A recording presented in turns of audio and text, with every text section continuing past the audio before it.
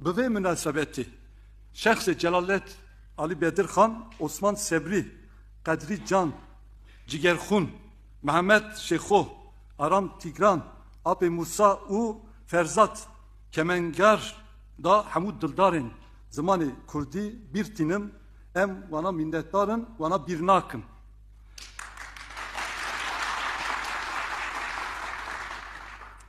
Em dibêjin her dem Kurdi le her derê Kurdi. Em çi dibêjin?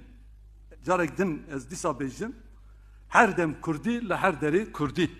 Em ê Kurdi biaxivin, em ê Kurdi binivîsînin, em ê Kurdi bifikirin. Sibê em ê Amedê cejna zimanê xwe pîroz kin, sibê ez jî li Amedê me, werin em ala zimanê xwe bi hevra bilind bikin. Verin em cejna zamanı Kurdi ve hevra piroz bikin. Evet, sözlerime son vermeden